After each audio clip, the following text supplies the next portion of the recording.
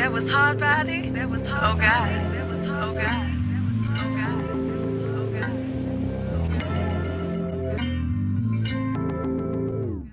Um empresário de fachado, HSBC submarino cheio de droga e 10 cabeças na UAB. O seu nome chega a mim, mas o meu não chega a você. Meu recado eu mando de Taurus via CBC. Minha folha de pagamento tem de pastor, carcereiro, donos de casa de show, agência de modelo. Se o lance é lavar dinheiro, eu lavo até na Universal. Vendo terreno no céu e bíblia conjugal. Mato polícia e dou tchau. Mando flor pro funeral, patrocino os tiros de fal pro mercado narcoteatral. Eu sempre tive um dos meus na banca do meu rival. E os meus meninos entram em guerra pra ter o controle total. É isso que justifica o tráfico de arma, potencializa a venda de Doril na Pense Pharma. Dor de cabeça que meu produto intensifica a bandidagem. Pra empresa faz junta de segurança vender sistema de blindagem. Cancela a vigilância que eu sou o poder.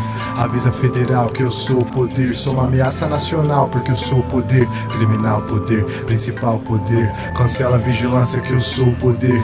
Avisa federal que eu sou o poder. Sou uma ameaça nacional porque eu sou o poder. Criminal poder, principal poder. Eu derrubei gente pequena pra bloquear os grandes. Coordenei uma massacre silencioso de sangue. Mataram por mim aqui fora, mataram por mim lá dentro. Ameaçando família de delegado e detento. São muitos que preferem as leis do crime que a do júri, que aqui não tem regalia. Não sai safado impune, quem morre por ordem minha tem o óbito alterado e pode ser incorporado às vítimas de acidente premeditado. Um coxinha aprendeu minha droga e quis vender por ele mesmo.